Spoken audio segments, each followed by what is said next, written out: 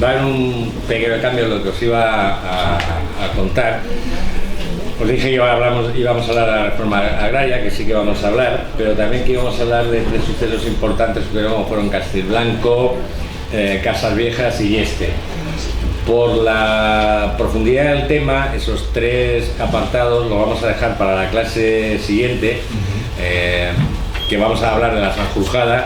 Entonces hablaremos de la Sanjurjada y de esto, Castilblanco, Yeste y Casas Viejas.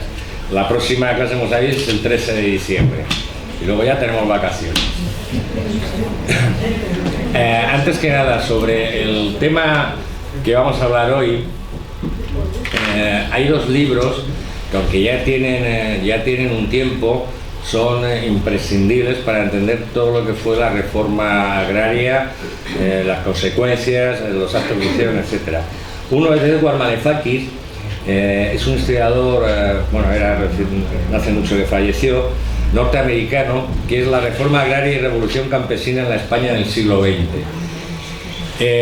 Este hombre, Edward Malefakis, un poco conservador, bastante conservador, pero era un grandísimo historiador y es un libro imprescindible, sobre todo por el estudio tan exhaustivo que hizo, no ya solo de la reforma agraria, sino de los movimientos revolucionarios campesinos durante todo el siglo XX, ¿no?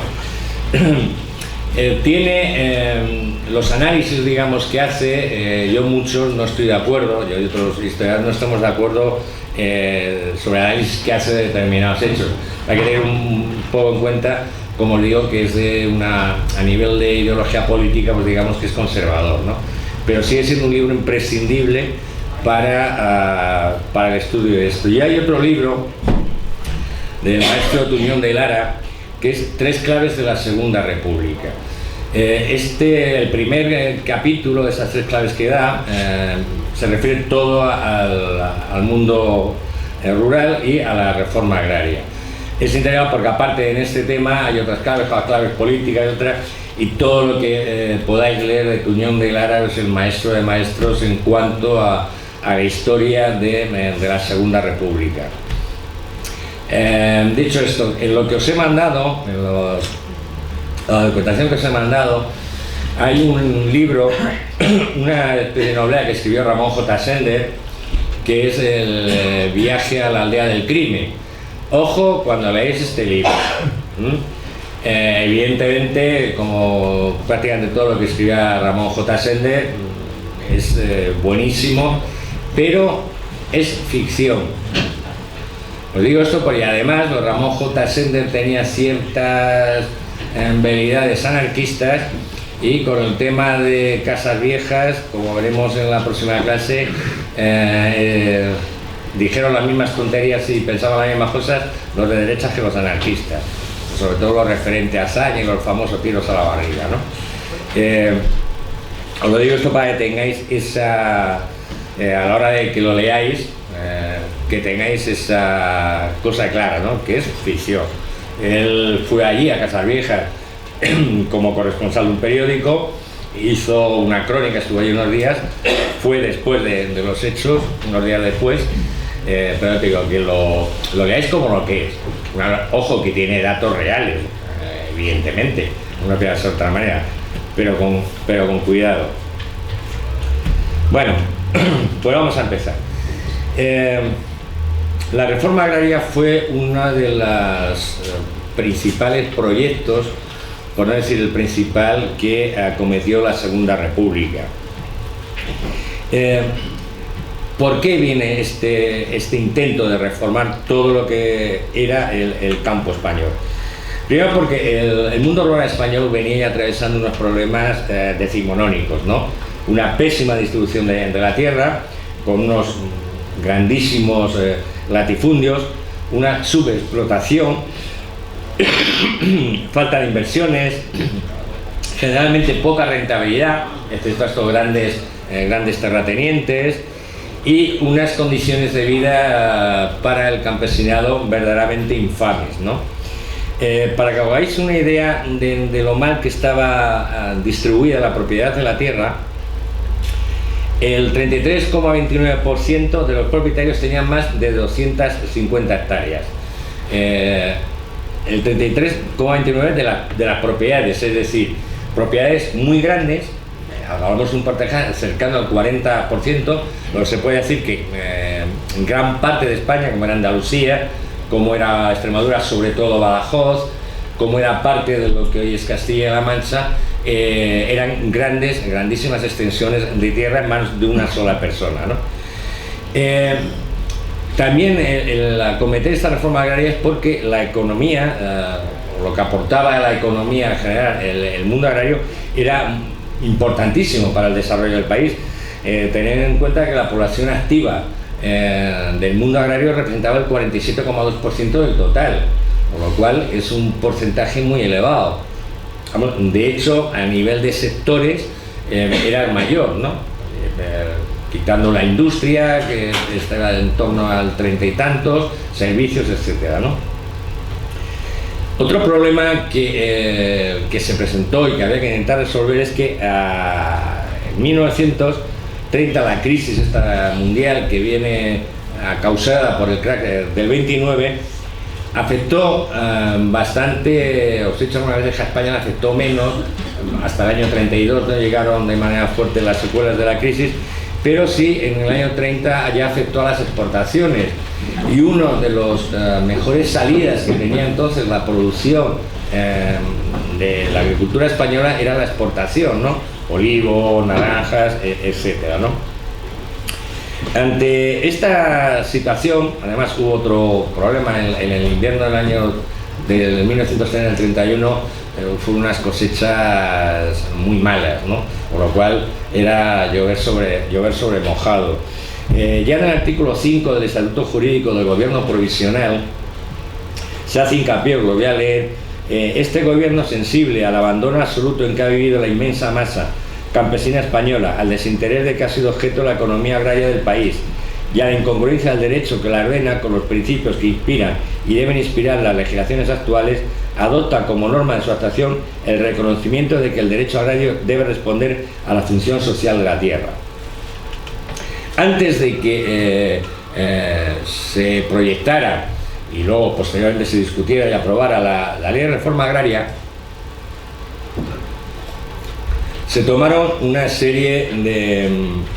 se llevaron a cabo una serie de medidas que tuvieron más influencia, muchísima más influencia en todo el mundo agrario que lo que fue luego la propia reforma agraria.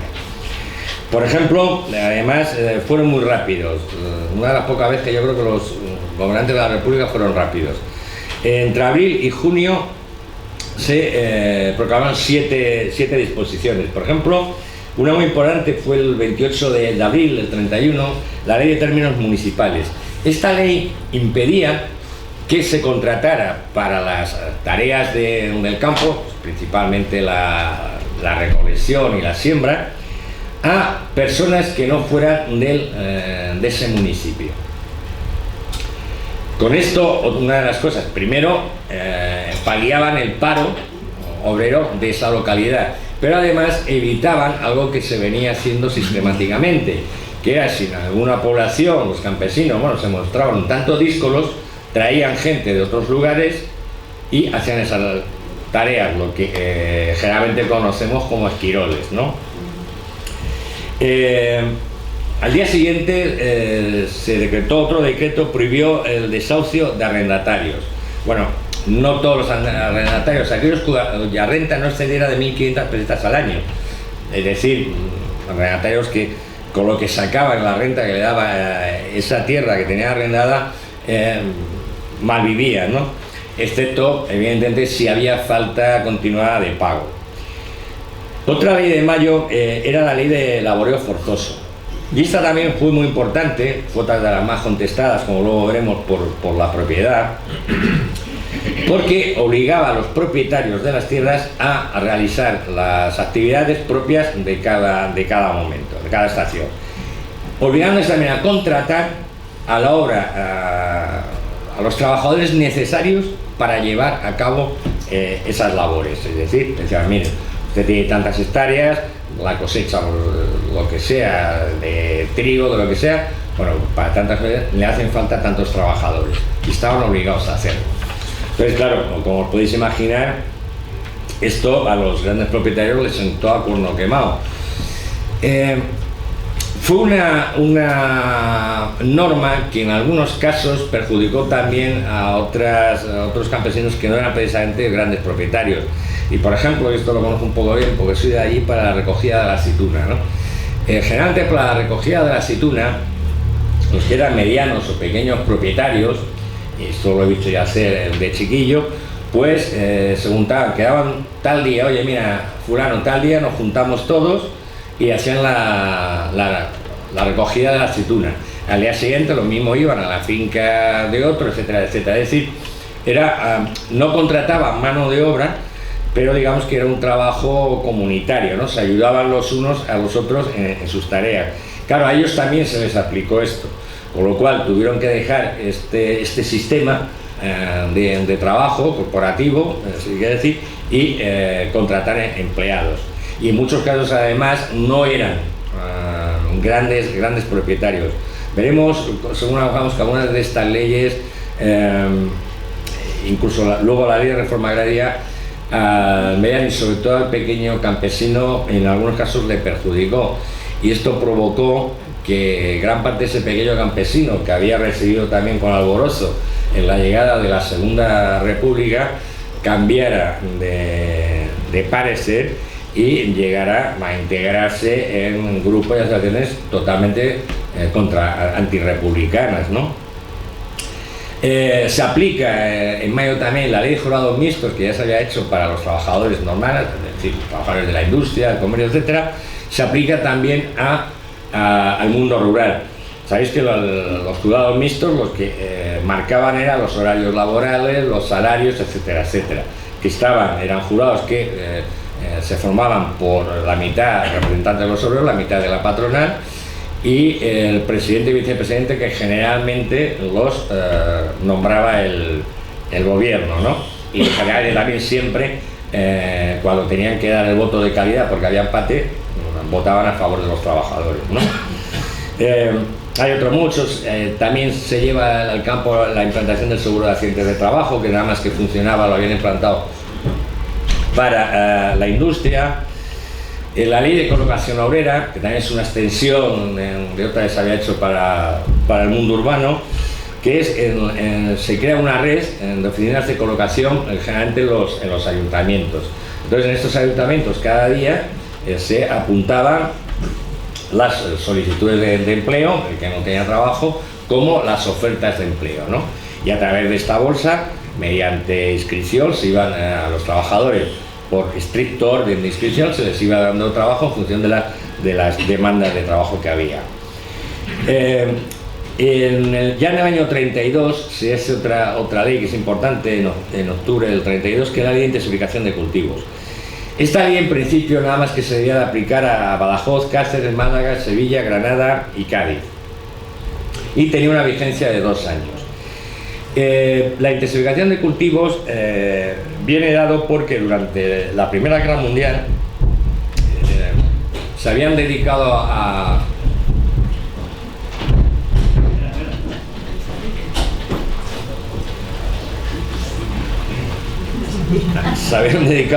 a la labranza unas tierras. Una vez terminado el conflicto mundial, ¿qué ocurre? Que estas tierras retornan a utilizarse como tierras de pastoreo.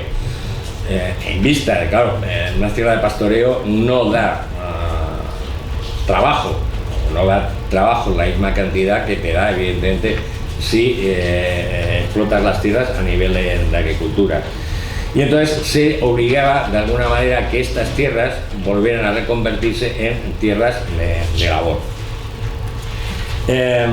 Todas estas normas, que evidentemente afectaban de manera muy positiva a los jornaleros, a los trabajadores del campo, como os podéis imaginar, a los grandes propietarios y a nivel político, a la derecha en general, pues no les caían a bien.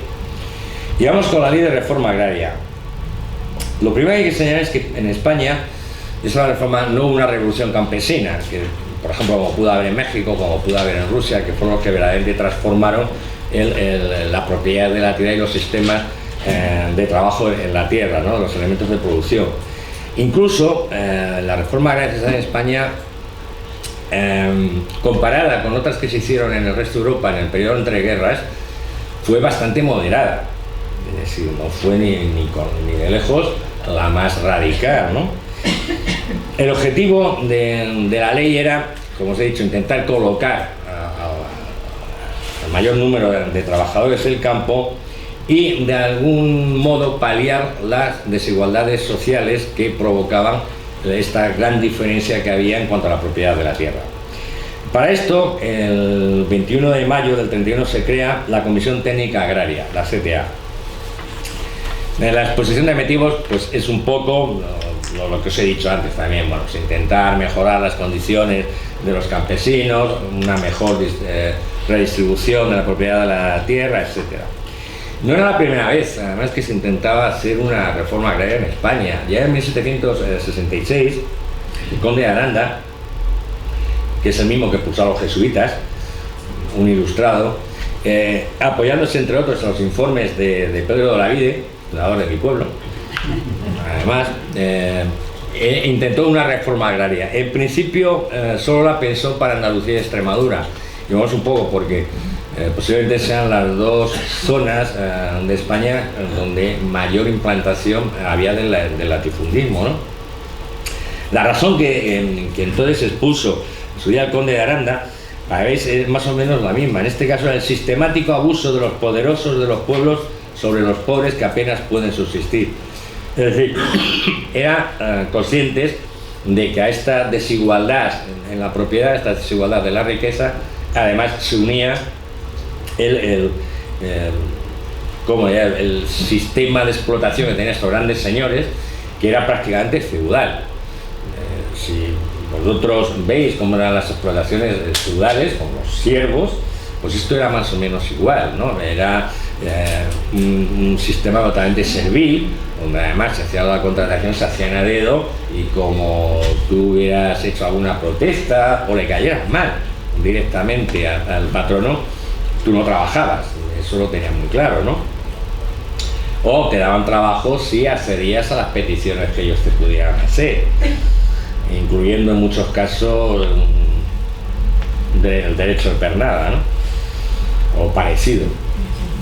Bueno, esta Comisión Técnica Agraria la componían 33 personas, ¿no? Había ingenieros agrónomos, había ingenieros de montes, profesores, agricultores, abogados, etc. La presidía Felipe Sánchez Román.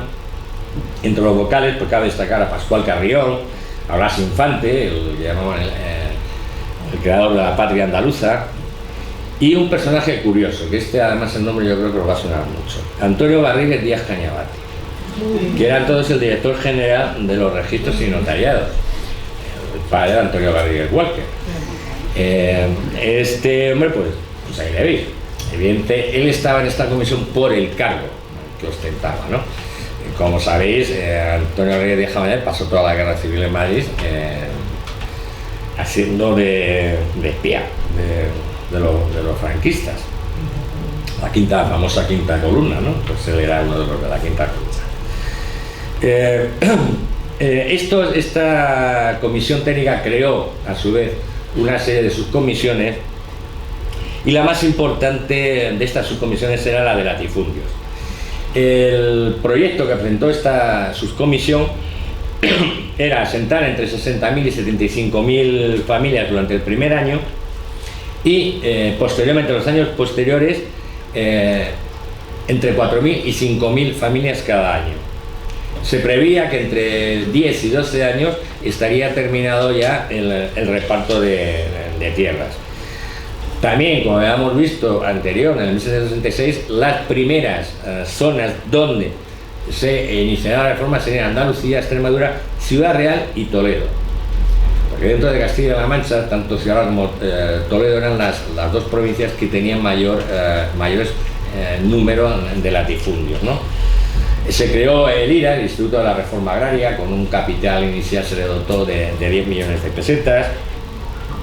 y afectaba, las tierras afectadas, no las voy a decir todas porque es muy pesado.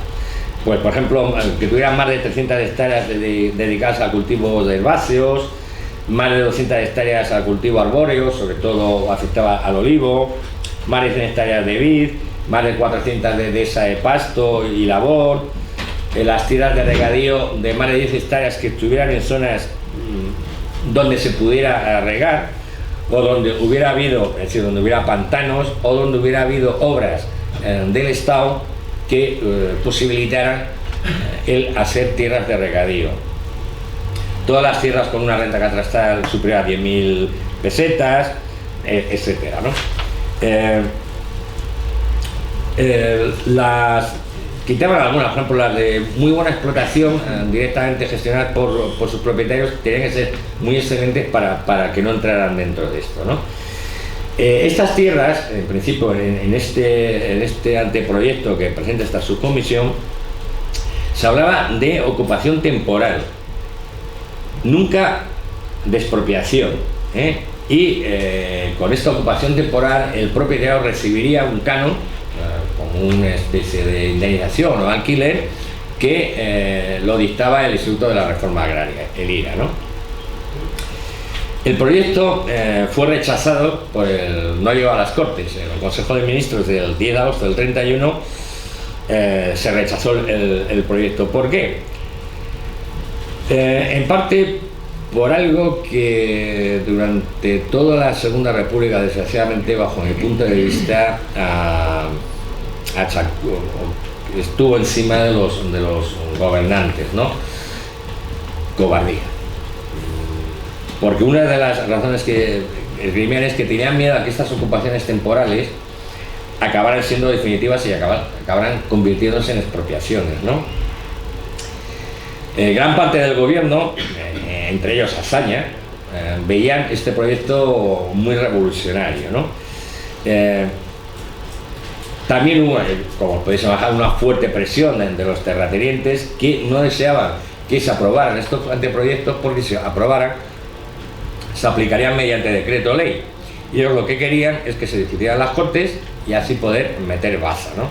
Sobre todo con los agrarios, los llamados agrarios, que digamos que eran los representantes de la propiedad rural.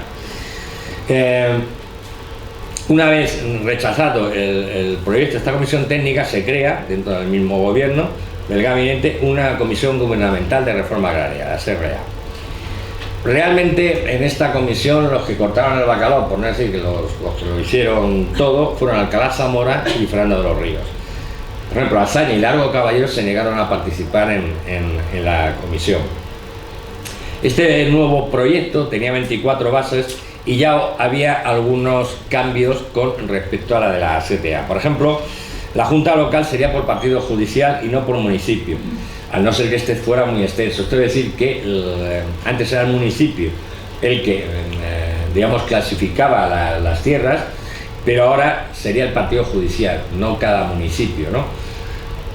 Se reducía en un 5% los gravámenes que había puesto la anterior comisión para las rentas catastrales comprendidas entre 20.000 una peseta y 40.000, y modificaban el tipo de fincas que se iban a dar en ocupación temporal, y generalmente además reduciendo tanto las extensiones, o sea, aumentando las extensiones y reduciendo las posibilidades de fincas expropiables.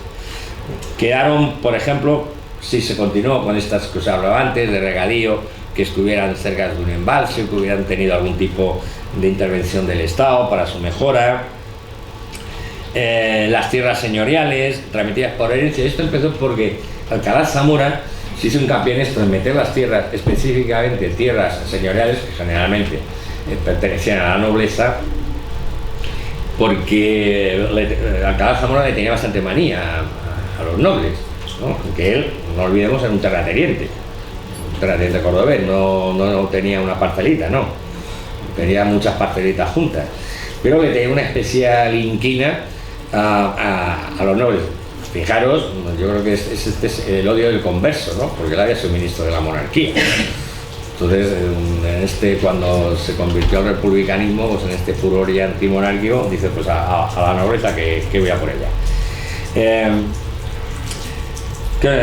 por ejemplo, ahora eran también conmutables las tierras que tuviera Hacienda, las de la Iglesia o comunidades religiosas pendientes de conmutación, las entidades sociales, excepto las fundaciones, etcétera. Por regla general, era un anteproyecto más moderado que el anterior. Por ejemplo, por primera vez se consideraba una indemnización para los propietarios de señoríos, ¿no? Contra esta decisión, concretamente, votaron en contra Ignacio Prieto, Lago Caballero, Fernando de los Ríos, Sánchez Albornoz y Marcelino Domingo. Y muy crítico fue Sánchez Román. Sánchez Román fue muy crítico porque, digamos, el baremo de indemnizaciones que se creó era muy elevado. Por ejemplo, si una hectárea de secano tenía un valor de 600 pesetas, se le indemnizaba con 2.100.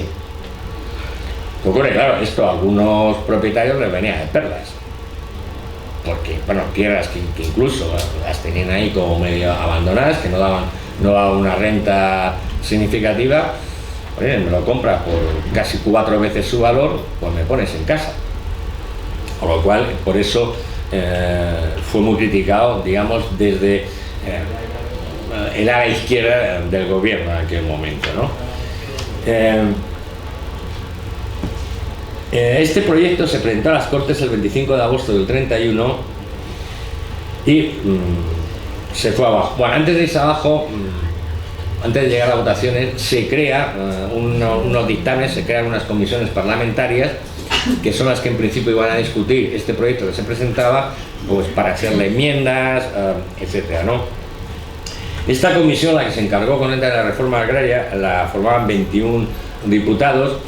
Evidentemente, como era proporcional a los diputados del Congreso, pues había mayoría en esta comisión de miembros de partidos que apoyaban al gobierno, ¿no?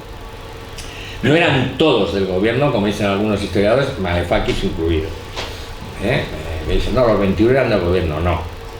Había incluso un agrario, es decir, lo que pasa es que, claro, evidentemente iban de manera proporcional, ¿no? Esta comisión la presidía Juan Díaz del Moral, que era de la Agrupación al Servicio de la República. Juan Díaz del Moral era un experto, en su tiempo escribió, me parece que fue en el año 37 que publicó una historia de las revoluciones campesinas en España. Era un buen historiador. Como vicepresidente estaba Lucio Martínez Gil, que era del PSOE, de secretario José María Álvarez Mendizábal, del Partido Republicano Radical, y de vicesecretario Fernando Valera Aparicio, que era del Partido Republicano Radical Socialista. Una cosa, no sé, anecdótica de esta comisión es que en casi ninguno de los puntos hubo acuerdo total. Es decir, en todos hubo algunos que no estaban de acuerdo, ¿no? Por ejemplo, cambios que hicieron el cupo anual de asentamientos, os habéis acordado que estamos hablando de unas cifras, que luego serían entre 4.000 y 5.000 cada año, no establecía cuota alguna. Es decir, no, vamos a intentar que incluso ya después del primer año se hagan los asentamientos, el mayor número de asentamientos posibles y a la mayor velocidad posible. La ley afectaba todo el territorio nacional, como hemos visto antes, era exclusivamente para una determinada zona, aunque sí dejaba claro que en el primer sitio donde, digamos, se pondría más énfasis sería en Andalucía, Extremadura, Ciudad Real y Toledo. Se restringía, ahora lo que hacía es se disminuía la extensión de las tierras que podían ser susceptibles de la ocupación. Estableció un canon en la ocupación de las tierras, pero que lo decidía el IRA. No ya llegaba al acuerdo, no, el IRA que decía, pues mira, por esta, digamos, ocupación temporal vas a recibir tal cantidad, y evidentemente ya no era el chollo que tenían antes, ¿no? A las tierras de los señoríos heredadas se sumaban las adquiridas por legado o donación, que esto es importante. Las de buena calidad próximas a núcleos urbanos, que esto también estaba en la primera comisión, pero que la comisión del gobierno la tumbó. al CRA, ¿no? Las incultas de buena calidad, las cultivadas deficientemente y las no explotadas directamente por el propietario. Esto de los no propietarios, veréis que se hacía mucho hincapié, porque gran parte de la propiedad de la tierra en aquel entonces estaba en manos de burgueses que habían comprado tierras como inversión, pero que ni vivían en esa localidad, es decir, en la alta burguesía, ¿no? Eran, decían, las manos muertas, es decir, vienen manos muertas porque ellos jamás trabajaban la tierra, incluso yo creo que algunos ni conocían las tierras que tenían, ¿no? Simplemente que habían comprado tierras como inversión económica, ¿no? También ahora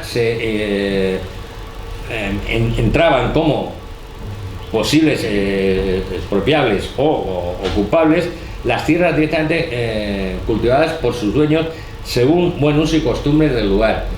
Estas antes estaban exentas y sin embargo ahora también entraba. Ojo, todo esto según la extensión. La extensión era la que marcaba, digamos, el punto para hacer una ocupación o hacer una expropiación. Pero antes, si estas, por ejemplo, las que estaban trabajadas a buen uso y costumbres del lugar, que antes estaban exentas, ahora si pasaban de la extensión, daba igual que estuvieran bien cultivadas que no. Es decir, se eliminaba. Digamos que ya lo único que primaba era la extensión del terreno. Finalmente hizo otro apaño a estas provincias y comunidades que os he contado antes. Ellos añadieron Albacete y Salamanca, ¿no? Donde también había bastantes latifundios. Esto va a parecer que es mucho más. Bueno, pues este dictamen no llega a las Cortes porque ellos mismos, los que lo habían redactado, lo eliminaron. O sea, la propia comisión eliminó lo que había hecho. Y, principalmente el motivo fue que había dos enmiendas a la totalidad, una de Díaz del Moral y otra de Diego Hidalgo, que era del Partido Republicano Radical. Y decidieron, bueno, pues vamos a rehacerlo todo y presentamos otro dictamen que se presentó el día 26 de noviembre del 31. En contra de lo que también dice Malefakis, pero sigo insistiendo, si lo podéis conseguir tenéis que leerlo. Era de alguna manera más moderado que su propio dictamen anterior, un poco porque tomaron en consideración varias de las enmiendas que había hecho Diego Hidalgo, Partido Republicano Radical, que pues no era precisamente un entusiasta de cambios bruscos, ¿no? La diferencia más notable es que ahora se incluían como expropiables las fincas que fueran propiedad particular de Alfonso XIII y las adjudicadas al Estado por razón de deuda o las que poseyera como propiedad privada. Sabéis que en muchos casos, bueno, pues alguien hacía una donación, un legado incluso, lo dejaban como heredero en el testamento, iba para el rey o al Estado, ¿no? Que el Estado, evidentemente, como se supone, cuando estaba la monarquía, todo lo que era del Estado era del rey, pues más bueno. Ahora entra la Iglesia, las comunidades religiosas, la explotación forestal, pastoreo, etc. Dejan de ser expropiables las tierras de origen señorial que hubieran sido adquiridas por los propietarios en los últimos 10 años. Y se continuaba con aquellas que habían sido heredadas, que habían sido recibidas por donación o por legación, pero se excluían las que, digamos, un burgués, un ciudadano normal, había adquirido, aunque estas tierras de origen hubieran sido señoriales. Para concretar, la ley que se presenta finalmente a las Cortes proponía la expropiación, ojo, con indemnización, siempre, excepto en el caso de los grandes de España. A los grandes de España se les iba a quitar las tierras, luego veremos que casi como que no, se les iba a quitar las tierras sin darles ningún tipo de indemnización. Entre otras cosas porque la justificación que dieron para esto, porque todos los grandes de España habían estado conspirando contra la República desde el mismo momento de la prueba, y la verdad es que no se equivocaban. Entonces, los tipos de tierras que ya quedaron definitivamente en la ley de reforma agraria, que podían ser expropiadas y o ocupadas. Las que fueran compradas para especular o simplemente para recibir una renta, todo lo que os he dicho antes. Las que hubieran sido señoríos jurisdiccionales y que hayan sido transmitidas a sus actuales dueños por herencia, legado o donación. Las incultas o manifiestamente mal cultivadas, que también las había. Muchos propietarios, bueno, pues no, digamos, no hacían las inversiones mínimas necesarias para que aquella tierra tuviera el provecho y diera trabajo a las suficientes personas. Las que hubieran sido sistemáticamente arrendadas. Esto iba un poco por lo que he dicho antes con estos propietarios que vivían en las capitales y que por ahí no se acercaban nunca. Entonces, claro, ellos no las van a explotar directamente porque no están allí. Entonces, ¿qué hacen? Sistemáticamente las arriendan. Punto. Reciben su renta y se olvidan de todo lo demás. Volvemos adelante, las que debiendo haber sido de regadío por existir embalse no se hubieran puesto todavía en funcionamiento como tierra de regadío. Las propiedades que excedan en extensión de cada término municipal hayan señalado las juntas provinciales. Ahora es esto lo que decía, que ahora era la junta provincial la que decía, pero pues mira, en el territorio, digamos, que me corresponde, son estas y estas. En concreto era tierras dedicadas al cultivo herbáceo de 300 a 600 hectáreas, olivares asociados a otros cultivos de 150 a 300 hectáreas, viñedos de 100 a 50 hectáreas, tierras con árboles o arbustos frutales en plantación regular de 100 a 200 hectáreas y de esas de pastoreo y labor con arbolado sin él, de 400 a 750 hectáreas. El proyecto lo presentó en las Cortes el Marcelino Domingo, que era entonces el ministro de Agricultura.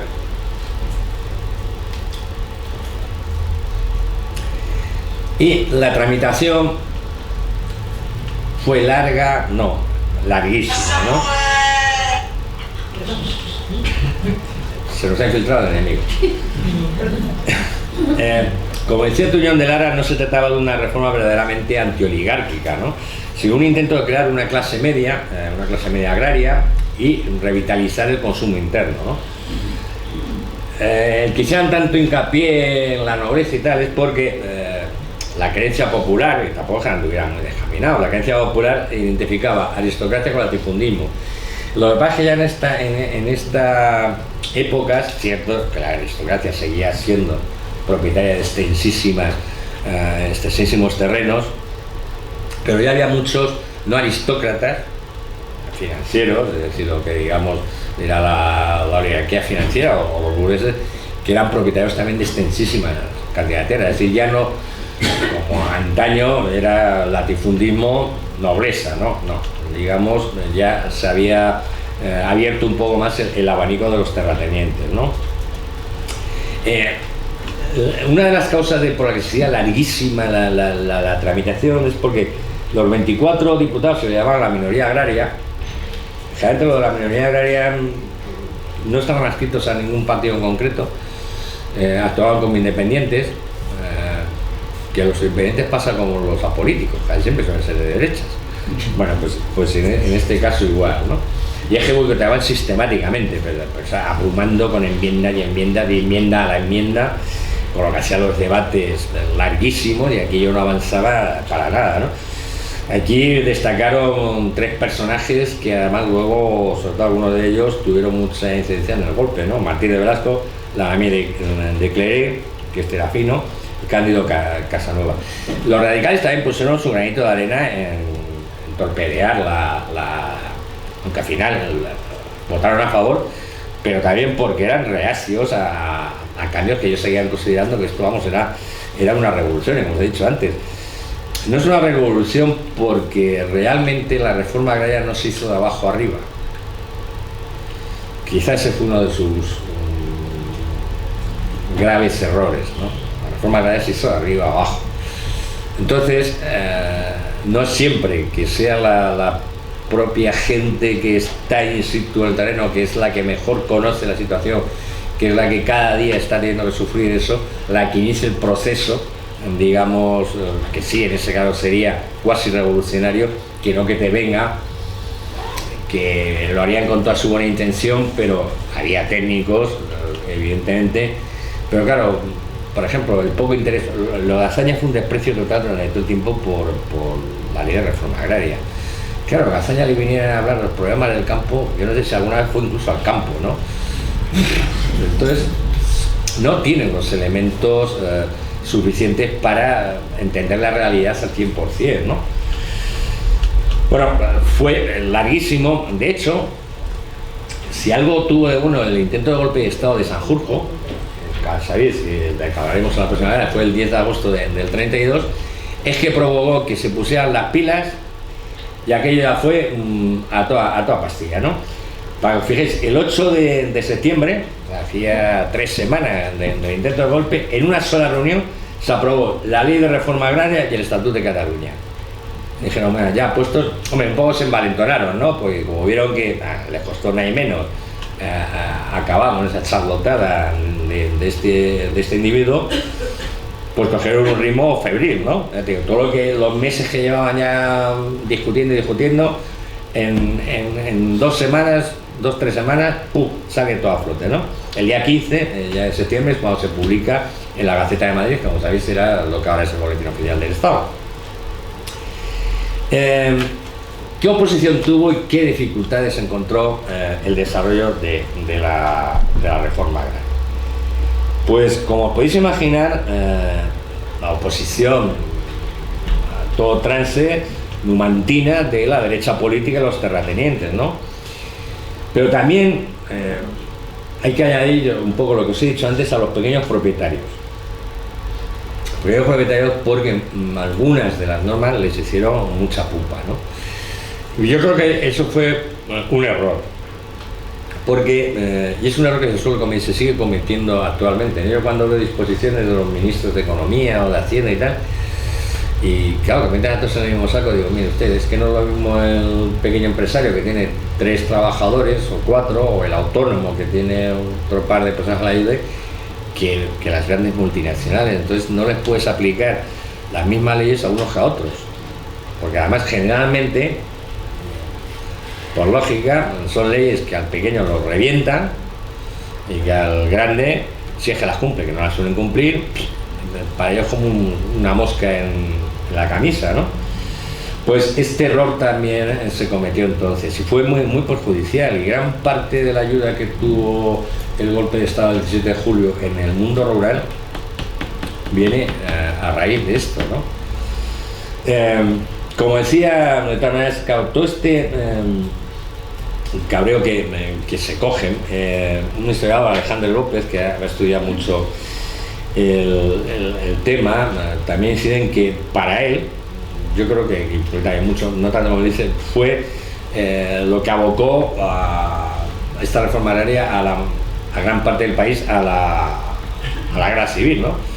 Que en definitiva, ¿por qué se apuntaron al golpe? Porque era para seguir manteniendo sus privilegios y sus propiedades, es decir, digamos, por seguir manteniendo esto que nos suele gustar a los humanos, que es el poder y el dinero. Simplemente, ¿no? Esta sanadaja ideología, no, que es que era porque unos eran ateos, nosotros somos creyentes, ya no se la cree casi nadie, ¿no? ¿Qué ocurrió? Una cosa que perjudicó mucho, que evidentemente estos propietarios, esta gente que tenía dinero en el momento que sale la reforma agraria, ¿qué hace? Las inversiones en picado.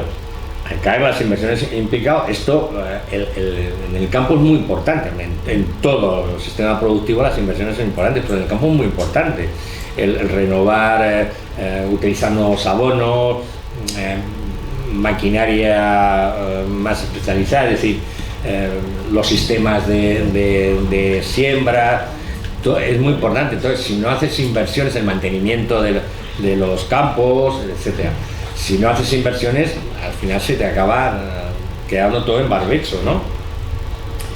Y además, ya también desde el principio, todos los que son los propietarios comienzan a unirse, como siempre suelen hacer la gente de derechas, cuando hay un interés que nos toca a todos, hacen piña, ¿no?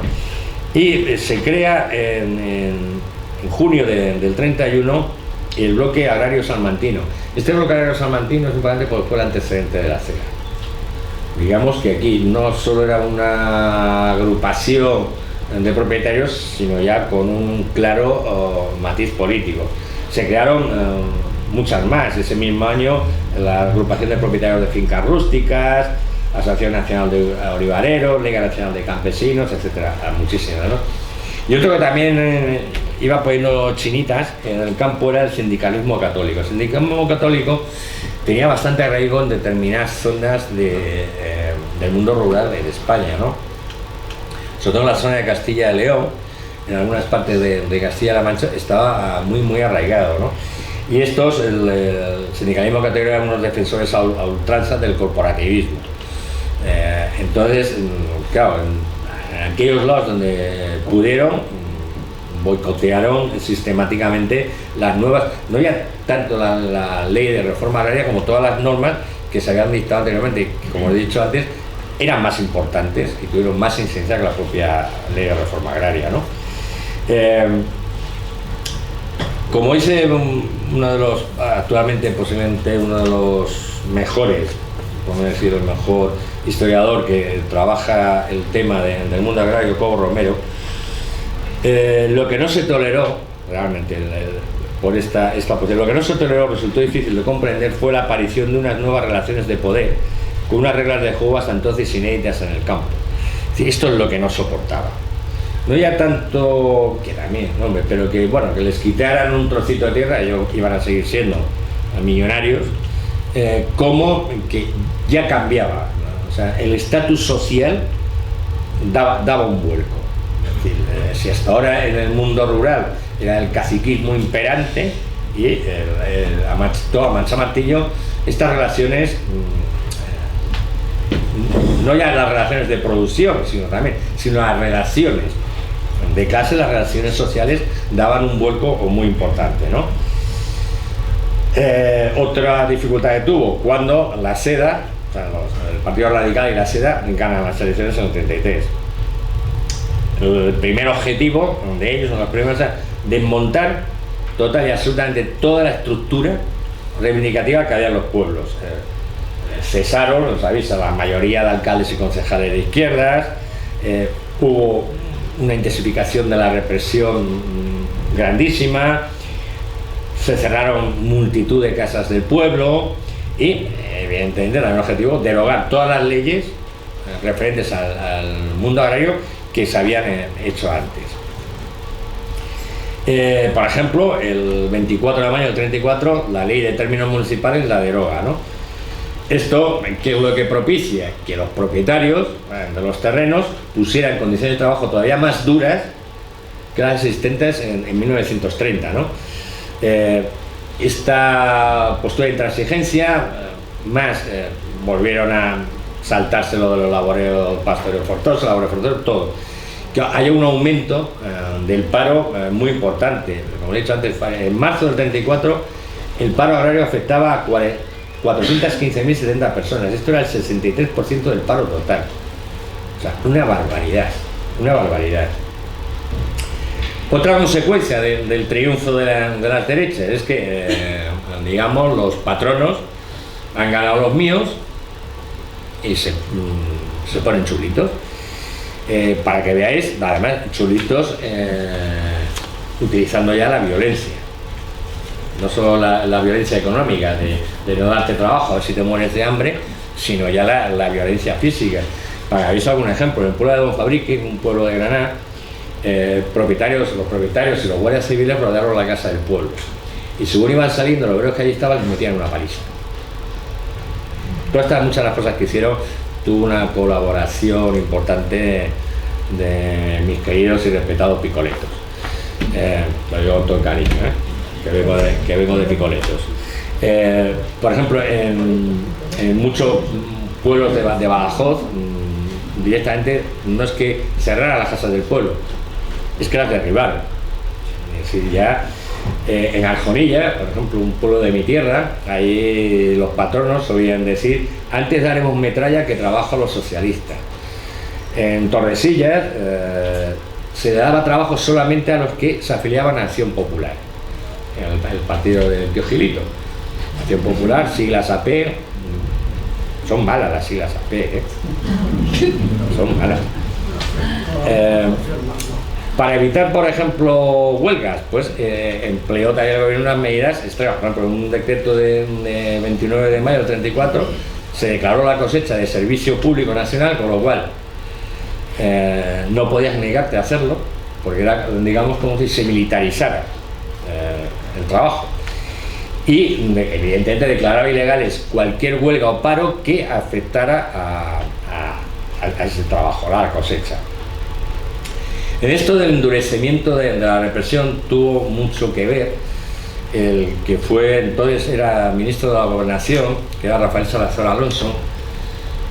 Posiblemente este individuo y Martínez Sanido, dentro de los ministros de la Gobernación y del Interior que ha habido en la historia de España, sean los dos personajes más siniestros. O sea, yo creo que no eran personas normales, porque tomar una medida es que no entiendes que la pueda tomar una persona medianamente coherente, ¿no? A Rafael Salazar Alonso, el 23 del 9 al 36 le dieron café. No los que solían dar, que eran los falangistas, sino los republicanos. No fue juzgado, pero sí fue juzgado y ejecutado, ¿no? Como hacían ellos, ¿no?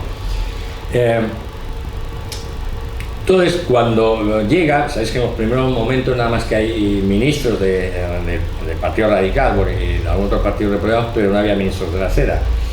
Y cuando entran estos, ya en el gobierno, ahí ya van, como suele decir el dicho popular, a calzón quitado, ¿no? Dice, bueno, esto ya hay que arrasarlo, todo lo que han hecho con respecto al campo anterior, ¿no? El primer ministro de Agricultura que estuvieron, que era un rara avis dentro de la seda, era Manuel Jiménez Fernández. Digamos que era dentro de la seda el menos radical. Era un hombre que venía mucho del cristianismo social, es decir, un hombre que debía ser buena persona. Y él intentó, una de las primeras medidas es prorrogar por un año el disfrute de las tierras cedidas a los yunteros. Sabéis lo que es un yuntero, ¿no? Un hombre que tiene una yunta de bueyes, al que contratan, pues, para los trabajos agrícolas. Y esto se daba muchísimo, había muchísimos yunteros en Extremadura. Y en Extremadura les habían concedido unas tierras, ¿no?, para explotarlas, y este hombre dice, bueno, para paliar un poco vamos a ampliarles un año en vez de quitarles. Esto cayó muy mal dentro del seno de la propia ciudad, aunque fue aprobado en el Congreso. Y le hicieron la cruz. Bueno, de hecho sus propios correligionarios le tachaban de rojo, ¿no? Nada más lejos del pobre hombre que intentó una medida, bueno, que no era nada de decir, bueno, si ya están trabajando, pues sigan un año más. Y empezaron a quitar cosas. Por ejemplo, el plazo mínimo de cultivo, con estas cosas, el examen de arrendamiento, que era de 6 años, lo pasaron a 4 años. El dictamen pericial, en el caso de discrepancia, directamente lo eliminan, que eran los jurados mixtos los que se encargaban de esto. Se suprimen todos los jurados mixtos, pasando cualquier cuestión de las que ellos atendían a tribunales ordinarios, ¿no? Se suprime el laboreo forzoso. Se multiplicaron los desahucios, pero vamos, como desgraciadamente más o menos llevamos años en España, ¿no? Tristemente hemos tenido que ver las consecuencias de esto. Pues igual, o sea, se multiplicaron. Por ejemplo, en Cáceres, 9.000 yunteros fueron expulsados de las tierras en las que les había estado además el propio gobernador general de Extremadura. Además, como os podéis imaginar, no les invitaban a que se fueran, ¿no? No los solían sacar de allí de muy buenas maneras. Evidentemente ya el pobre hombre Jiménez Fernández, lo echan del gobierno y le sustituyen Nicasio Velayos, que fue el que presentó el nuevo proyecto que podemos decir de antirreforma agraria, ¿no? Algunas de las cosas más importantes que cambiaban, por ejemplo, era la eliminación del sistema de expropiación o indemnización. Ahora tenía que estar de acuerdo el propietario y de acuerdo en el precio, es decir, oye, que te voy a expropiar. Bueno, primero, yo no quiero. Lo segundo, vale, me expropias, pero me tienes que dar tanto. Se anuló la expropiación a los grandes de España para que no tuvieran problemas, por lo cual el duque de Alba hizo ese día fiesta. por ejemplo, ¿no?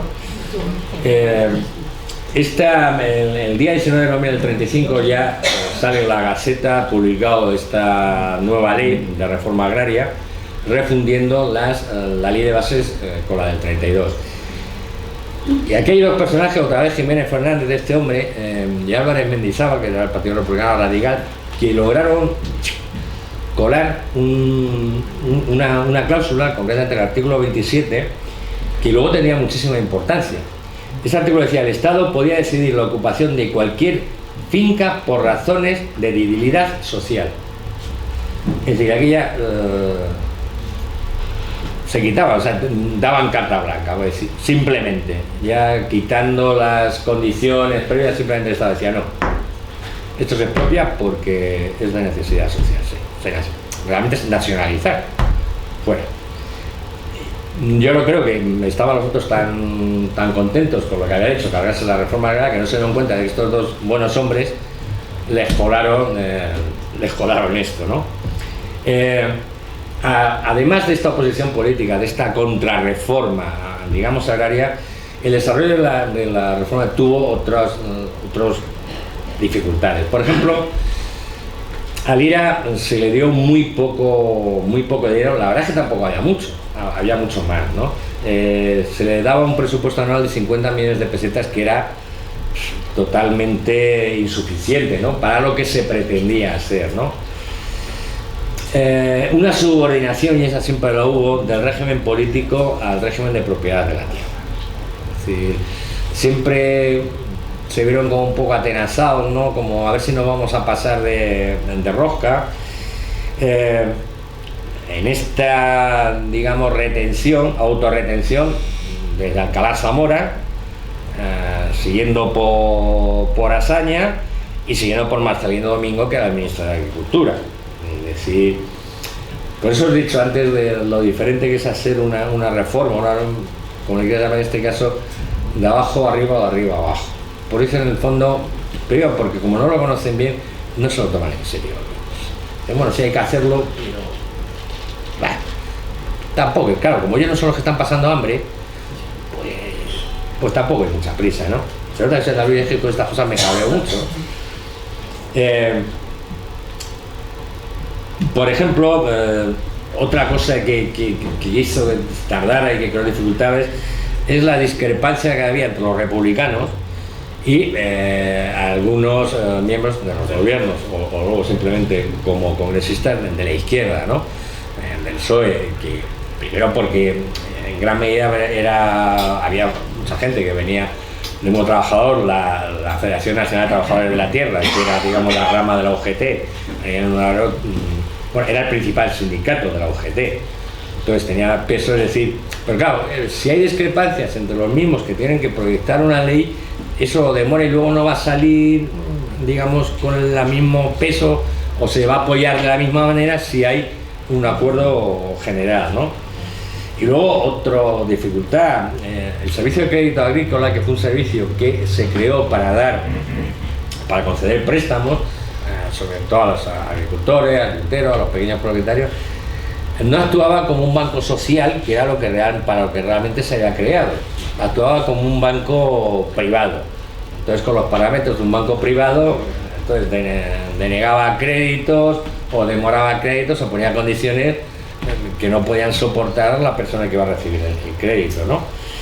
Se puede decir en términos generales que la aplicación de la ley fue muy lenta, fue muy corta, al menos hasta el triunfo del Frente Popular en el 36.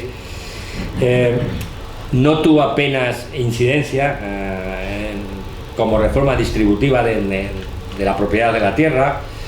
Por hecho, tuvo algo más de incidencia en la mejora concreta de las condiciones de trabajo y de los salarios, pero eran por otras leyes. Además de que provocó una pérdida de renta política.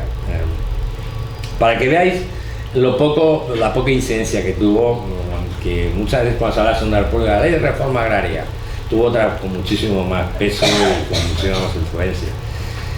Hasta el 31 de diciembre de 1936 se habían asentado 4.399 familias, ocupando una superficie de 24.203 hectáreas. ¿Os acordáis lo que suponen las familias que van a poner en el primer año solo? Entre 60 y 70.000 en el primer año. Bueno, pues a diciembre del 33, 5.000 familias.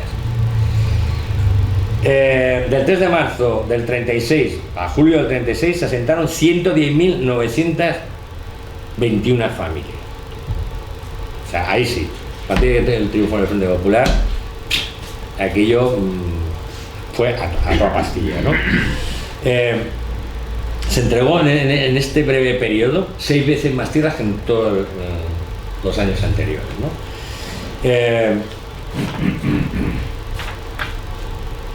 Por ejemplo, solamente a los grandes de España, por eso he dicho de que, vamos, que les iban a haber dejado en la miseria, solamente se expropió el 16%. Y tenían entre los grandes de España 500.000 hectáreas en propiedad. Pues solamente el 16% se les expropió. Para que hagáis una idea, en Andalucía, de 1.846.000 hectáreas se expropió el 39%. Castilla-La Mancha, de 2.337.000, se expropia el 31%. De Badajoz, Extremadura, Badajoz, de 500.000 hectáreas se expropia el 23%. En Madrid, de 185.000 hectáreas, se expropia el 24%. En Murcia, de 260.000 hectáreas, se expropia el 23%. Y en el País Valenciano, de 289.000 hectáreas, se expropia el 13%. ¿Dónde se puede decir que tuvo influencia positiva la reforma agraria? En Extremadura, sí. Ahí en Extremadura sí se notó la reforma agraria. En bastante menor medida en Ciudad Real, Toledo, Salamanca, y donde el impacto fue prácticamente nulo fue en Andalucía, que era junto a Extremadura, sobre todo a Badajoz, digamos, la gran tierra del latifundismo. Pues a los andaluces, como que siempre nos llegan las cosas tarde y mal. Vamos a pedir la independencia andaluz también, ¿eh? Daros al ojo, que estamos en ello. Estamos en ello. Para que Susana Díaz un poco reacia. Bueno, ahora vamos a hablar de toda la conflictividad, toda la conflictividad que hubo en el mundo rural, que fue mucha. Y que fue mucha además desde el principio. Evidentemente las causas, pues la actitud de los patronos, la explotación que se hacía, influyeron otras causas como fue la caída en picado del precio del trigo y del aceite a partir del año 32, por lo cual, claro, que provoca un gran aumento del paro agrícola. La lentitud en aplicar la reforma agraria, que ya hemos visto que hasta, digamos, el 36 aquello no había que lo arrancara, ¿no? Peña Novo, que era el gobernador general de Extremadura, desde noviembre del 33, decía: o el gobierno ponía en marcha la reforma, o redundando en el tópico, los campesinos la harían por su cuenta. Y es que es verdad, porque ya está propio, claro, los que estaban allí, el gobernador de Badajoz, el gobernador general de Extremadura lo estaba viendo y dice: mirad, esto o ponéis ya en marcha, o lo van a poner en marcha ellos, ¿no? Y con toda la razón del mundo. Hubo entre el año 31 y el año 34 muchísimas, además fueron increciendo las huelgas y los problemas agrarios, ¿no? Por ejemplo, en 1931 hubo 85 huelgas agrarias, en el 32 193 y en el 33 ya se dispararon a 450. Esto siguió aumentando hasta el 36. Y bien, desde ya con la entrada de los radicalcedistas se dispararon, ¿no? Hasta que empezó la represión brutal, que desequieron, pues ahora por miedo, ¿no? Una cosa es perder la vida ya, bueno, es lo único que tenían muchos.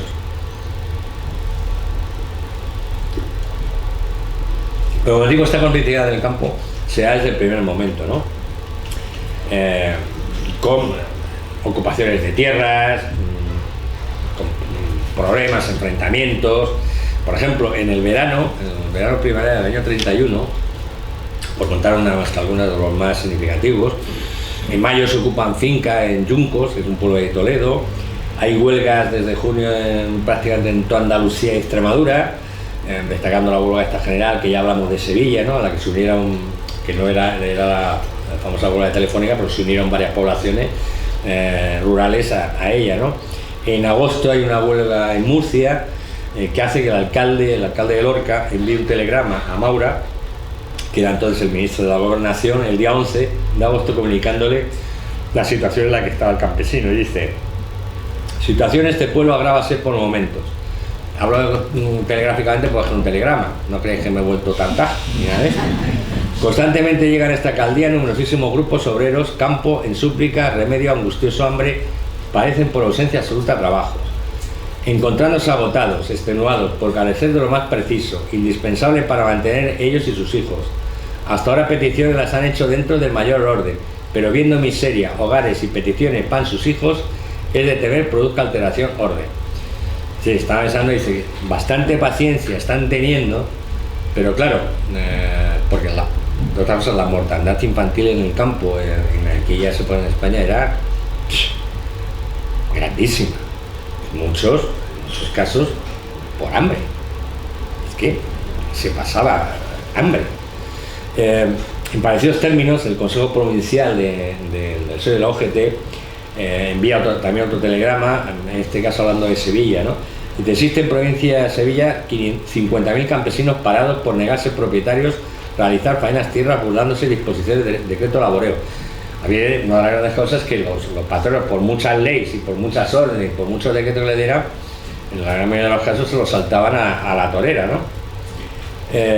Y pide que se tomen medidas rápidas y urgentes, incluso habla de que a los propietarios que se nieguen a llevar a cabo estos decretos de ley se les encarcele, ¿no? En septiembre hay una ocupación de fincas en Corral de Amarguén, en Toledo, que provocó un enfrentamiento con la Guardia Civil que mató a 5 campesinos y hirió a 7 más. Ese mismo mes en Rute, un pueblo de Córdoba, Los Patronos, había una manifestación de campesinos. Bueno, cuando carga la Guardia Civil, pues los huelguistas, como hemos hecho todos en su día, pues corríamos, ¿no? Y entonces los patronos, desde los balcones de la casa, se dedicaron a pegarles tiros, como fuera la casa del conejo, ¿no? Huelgas en Córdoba, en múltiples poblaciones de Córdoba, etc. Según el boletín de la OGT, en diciembre del 31 había 378.195 parados. De ellos, 199.931 eran obreros agrarios. Si hay una característica del campo, digamos, se hace un resumen de la situación del campo, a finales del año 31, así, prácticamente cada día había un enfrentamiento entre los campesinos y las fuerzas de orden público, casi diario. En el año 32 la situación fue igual, ¿no? Según el informe de la Federación Nacional de Trabajadores de la Tierra, las huelgas durante el año 31 y el primer semestre del 32 fueron 925. Y según el Ministerio de Trabajo, en 1932 hubo 287.711 huelguistas. De ellos, 90.000 eran trabajadores agrícolas. Una de las principales, un poco como lo apuntó antes, causas de esta verdadero que estuviera el campo ardiendo, era, como se cuenta antes, la actuación de la patronal. ¿Sabes? El 16 de febrero del 32, el gobernador de Toledo, estamos hablando del 32, que todavía estaba el gobierno republicano, es decir, no habían llegado la seda. Dice: ante la actitud desde hace tiempo los patronos de Lusillos, negándose en toda forma a dar trabajo a los obreros, produciendo alteraciones de orden público. Trátase de una conjura de ellos para no dar trabajo y provocar una grave cuestión de orden público contra el régimen a pretexto de cuestiones sociales. Y esto es muy importante porque esto fue una táctica de la derecha durante toda la República. Cuando llegara en su día, cuando hablemos de la primavera del 36, de esto que vamos, es que lo ponía Ángel Robles y el amigo Cabo Sotelo, que en España era la violencia llevaba al estado sumo. Es que grandísima parte de la violencia venía por parte de ellos. Porque el hacer esto es provocar la violencia. No ya que la ejecute, como hemos visto en muchos casos, que te digas a pegarle tiros a los campesinos, o que los espere a la salida de la casa del pueblo para meterle una paliza, sino que provoca las condiciones para que estalle la violencia. Y si ven que tienen mucha paciencia, la inician ellos mismos. Si inician los primeros actos, luego ya reivindicará quien tenga que reivindicar, ¿no? Por ejemplo, ejemplos en la Villa Don Fabrique, en Toledo, en julio detenedores ocuparon varias fincas, ¿no?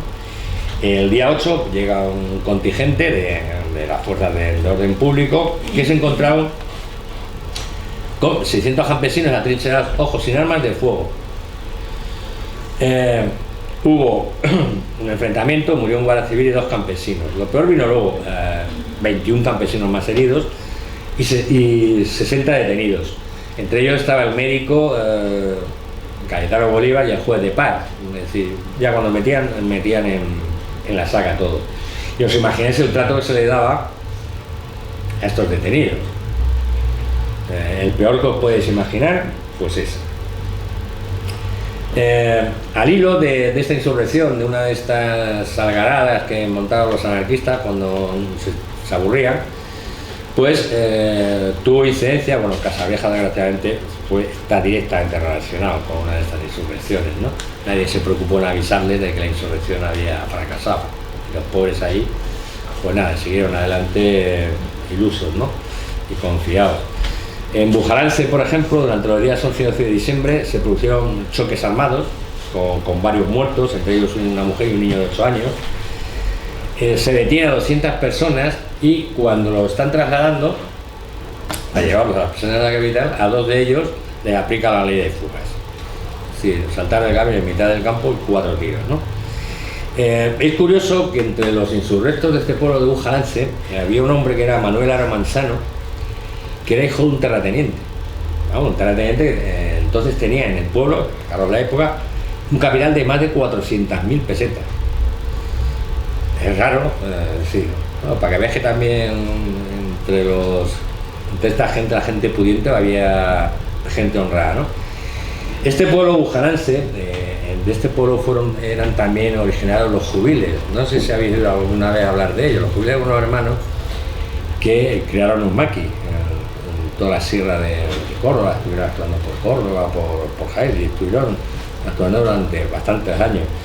Pues este pueblo, que digamos un poquito ahí rojillo, tras la guerra civil asesinaron a 148 personas.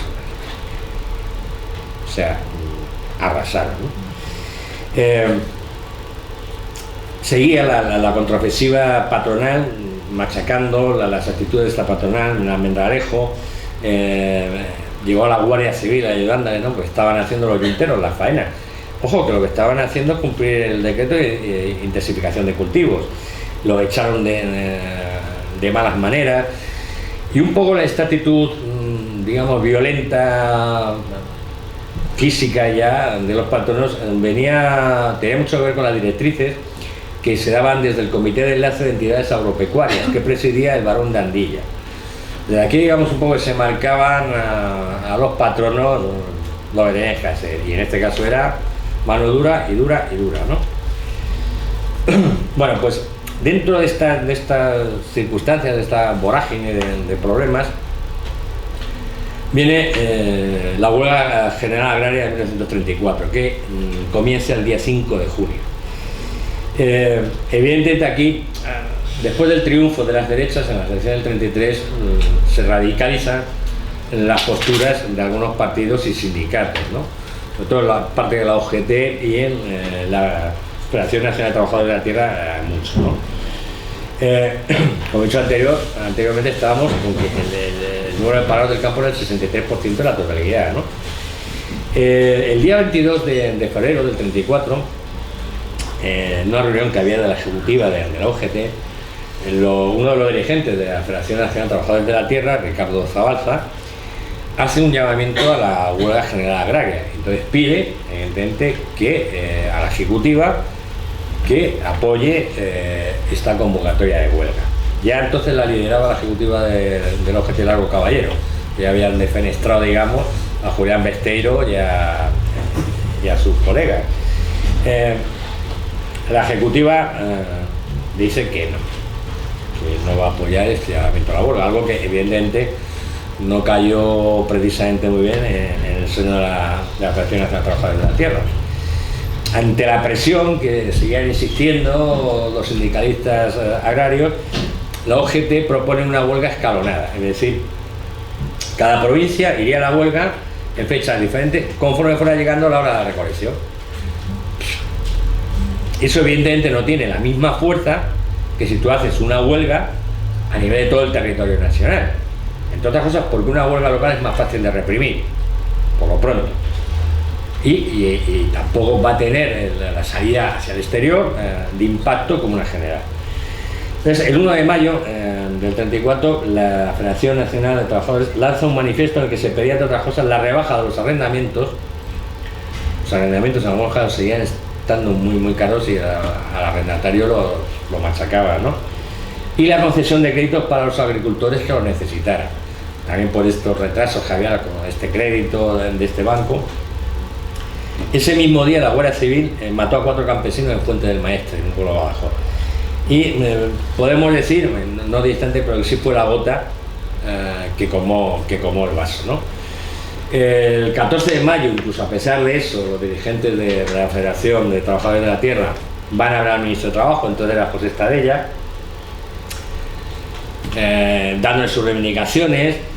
Estadella saca un decreto 4 días después en el que obligaba a la contratación de los jornaleros por turno, y no, como ya se estaba volviendo a hacer, a capricho del terrateniente.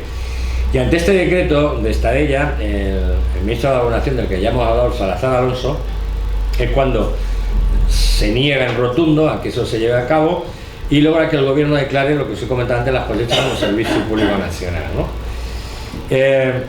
Antes del inicio de la huelga se producen 2 hechos importantes y un poco chocantes, ¿no? El primero, la orden de Largo Caballero para que de ninguna manera se secundase nada sin su previa y personal autorización. Es decir, dejó a los trabajadores de la tierra más solos que la una. Y el segundo, el intento de Estadella, del ministro de Agricultura, Cirilo del Río, de presentar una oferta a los jornaleros. Ricardo Samper, que entonces ya había sustituido, ya había cedido la presidencia del gobierno, sustituyendo a Lerroux, y estaba más o menos de acuerdo, ¿no? Vuelve la oposición de gran parte, sobre todo de los ministros de la Seda y de este individuo, el Salazar Alonso, y eso que del Río, él mismo comenta sobre este movimiento que estaba viendo, estas entrevistas que había tenido con los dirigentes obreros. Estoy convencido de que en esta ocasión no anima a los dirigentes de la UGT ningún propósito revolucionario, sino solo el deseo de evitar que sean atropellados los derechos del proletariado agrícola. Si anteriormente a la derecha había gente con algo más de conciencia, que era consciente de las tropelías que se estaban cometiendo en el mundo rural. La huelga dio comienzo el 5 de junio del 34. Duró con bastante intensidad hasta el día 10. Digamos, del 11 al 17 se mantuvo en las provincias duras, las más hechas para adelante, ¿no? Por ejemplo, esto afectó a 700 municipios, 500 de ellos andaluces o extremeños, y tuvo gran éxito. Yo me valoré un poco cuando hablo de esto, por una de las provincias donde más duró y donde tuvo más éxito fue en la mía, en Jaén. Por ejemplo, Mancha Real, en Lopera, en Porcuna, en Vilche, se tomaron prácticamente los pueblos, ¿no? Hubo también, digamos, aguantó bastante en Badajoz, en Sevilla, en Córdoba, como he dicho antes, realmente en Andalucía y en Extremadura, que evidentemente eran los que más sufrían todo esto que ocurrió en el campo y también, por lógica, eran las más reivindicativas. En total hubo huelgas en 38 provincias, ¿no? Y hubo incidentes muy graves. En Vilches, por ejemplo, 2 muertos, un campesino y un terrateniente. En Transierra, en Badajoz, 11 heridos. En Cebreros, sabéis que es el pueblo donde nació el padre de nuestra actual democracia, allí se dieron tortas a puñados. No hubo afortunadamente muertos y muchos heridos por enfrentamientos entre los campesinos y la Guardia Civil, ¿no?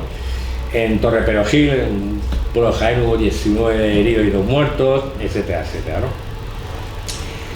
Lo malo fue los resultados, porque de entrada se detiene a más de 2.000 dirigentes de la Federación Nacional de Trabajadores de la Tierra. En total de detenidos está entre los 8.000 y los 10.000, y sobre todo, ¿qué consecuencia? Que destrozó al sindicato agrario de Longe. O sea, le dejó sin cuadros y, lo que es peor, le dejó sin fuerzas. Claro, otra cosa también es decir, que hay que resaltar, la CNT no apoyó la huelga en casi ningún pueblo. Pero claro, esta federación que luego le vinieran a pedir, por eso muchas veces cuando hablaremos de la Revolución de Octubre, que el mundo rural no se sumó a la Revolución de Octubre, ¿cómo se van a sumar? Si los habían machacado, si es que los habían totalmente desarticulado, ¿no? Posiblemente esa fue la mayor consecuencia que tuvo esta huelga y evidentemente y desgraciadamente muy negativa. Vamos a ir terminando por cuando llega el Frente Popular, qué pasa con todo esto del campo, ¿no? En relación a la propiedad de la tierra ya toman ya medidas grandes, derogar la ley de arrendamientos, revisar todos los desahucios que se habían realizado en el anterior bienio, consolidar la propiedad a los arrendatarios, es decir, previa liquidación, o haya llevado un tiempo arrendado, ya podía acceder a la compra de ese terreno que habías tenido arrendado, ¿no? La devolución y el pago de la finca de la nobleza, es decir, a los que no, lo que te han dado algo, lo traes para acá y las tierras te las vamos a quitar, ¿no? Y una verdadera, ya se lo tomaron en serio, la política de asentamientos de familias, ¿no? Por ejemplo, algunas medidas con revisar los salarios, que esa fue otra de las promesas que llevaban en el programa, pero para que veáis que el programa tampoco era una revolución. En el manifiesto, digamos, en el preámbulo de intención del programa electoral, en el artículo 3 dice: los republicanos no aceptan el principio de nacionalización de la tierra y su entrega gratuita a los campesinos, solicitada por los delegados socialistas. Es decir, que incluso el Frente Popular era moderado.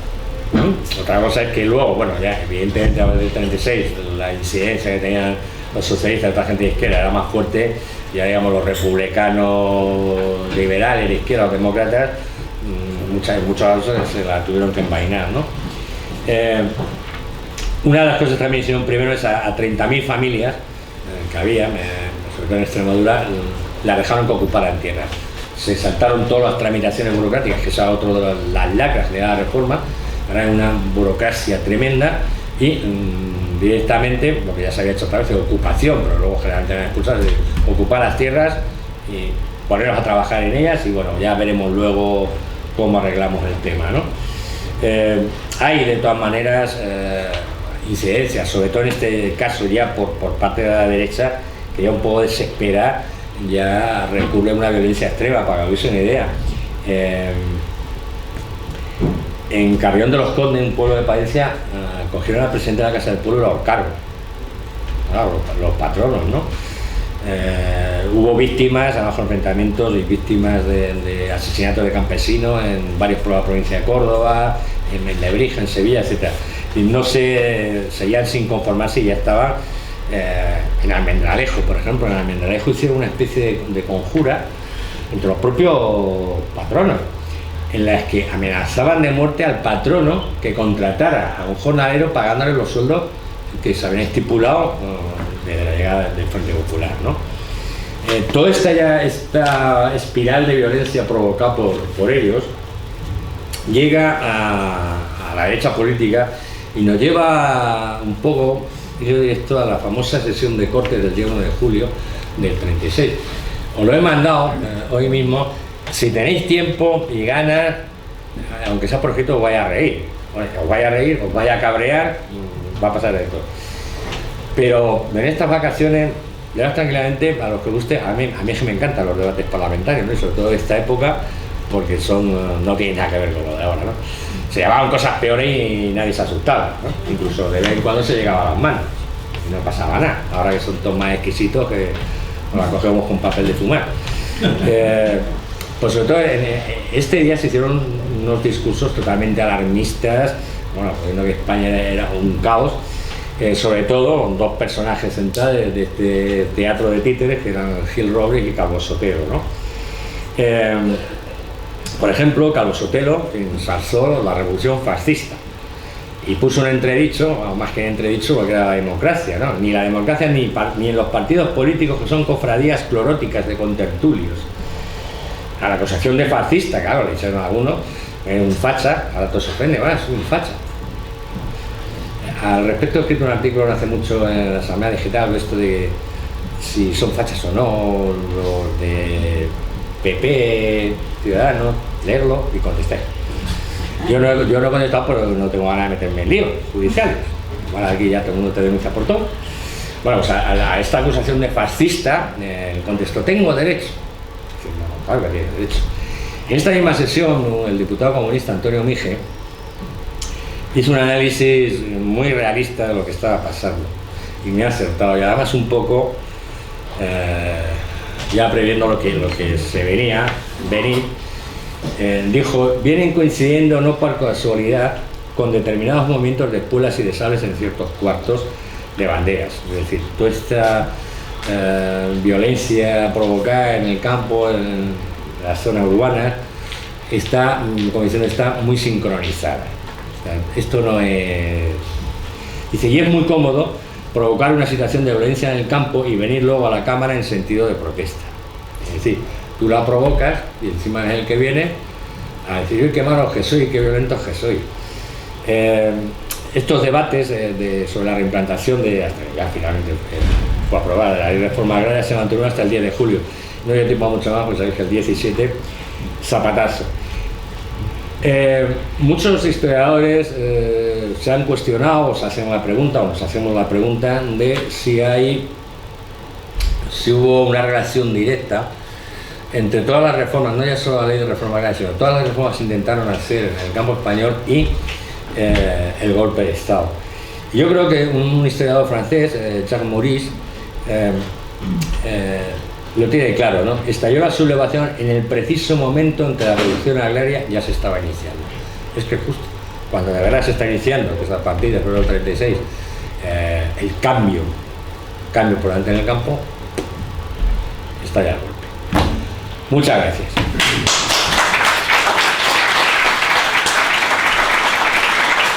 Si queréis alguna pregunta.